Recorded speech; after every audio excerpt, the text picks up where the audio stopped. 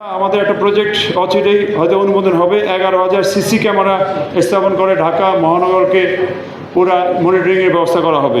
যে আমরা ইতিমধ্যেই ঢাকা মহানগরের অনেকগুলো ক্রসিং এবং এলাকায় রোড মডিফিকেশন করে বা ক্রসিং মডিফিকেশন করে প্রায় 70টার উপর এলাকায় ঢাকা শহরের ট্রাফিক জ্যাম সহনীয় পর্যায়ে নিয়ে আসা হয়েছে। তথ্য বলছে যে 2006 সালে ঢাকা শহরের গড় গতিবেগ ছিল সম্ভবত 21 কিলোমিটার, যেটা কমে কমে 2024 সালে এসে দাঁড়িয়েছে মাত্র 5 কিলোমিটার। গত কয়েক মাস পর্যন্ত আমরা ডিএমপি ট্রাফিক কাজ করে এই গতিসীমা 5 থেকে বাড়িয়ে 10-11 কিলোমিটার করেছি। ট্রাফিক আইন ভঙ্গের কারণে আমাদের সার্জেন্টরা ম্যানুয়ালি মামলা দিত। এখন ম্যানুয়াল মামলার পাশাপাশি ডিজিটালি বা ভিডিওর মাধ্যমে অসংখ্য মামলা প্রতিদিন হচ্ছে, বিশেষ করে রং পার্কিং সহ অন্যান্য কারণে। আমাদের একটা প্রজেক্ট অচিরেই হয়তো অনুমোদন হবে। 11,000 সিসি ক্যামেরা স্থাপন করে ঢাকা মহানগরকে পুরা মনিটরিংয়ের ব্যবস্থা করা হবে।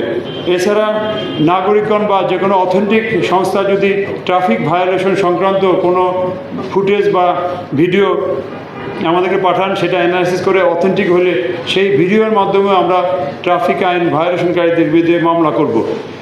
আমরা বিআরটি স্ক্যানের মাধ্যমে ফিটনেসবিহীন, রুট পারমিটবিহীন বা ট্যাক্স টোকেন ছাড়া যেসব গাড়ি চলতেছে সেগুলোর ডিজিটাল মামলাও শুরু করছি। বিআরটি থেকে ফুটেজ আমরা সংগ্রহ করেছি।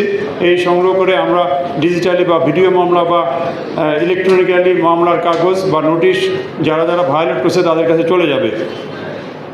আমরা গত কয়েক মাসে যে কাজটা করেছি যে বিআরটি এর প্রায় 75 লক্ষ ড্রাইভারের ডাটাবেজ বা 55 লক্ষ গাড়ির ডাটাবেজ, এই ডাটাবেজের সাথে আমরা এমইউ করে বিআরটিএ প্লাস পুলিশ হেডকোয়ার্টার বা ডিএমপি ট্রাফিকের মাধ্যমে এই ডাটাবেজ এখন আমাদের ইউজ করতে পারতেছি। এই ডাটাবেজের মাধ্যমেই ডিজিটাল মামলা আমরা ত্বরান্বিত করছি।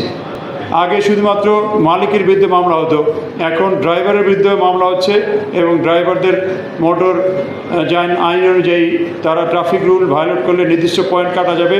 সেই পয়েন্ট কাটা গেলে একসময় তাদের ড্রাইভিং লাইসেন্স সাসপেন্ড হয়ে যাবে।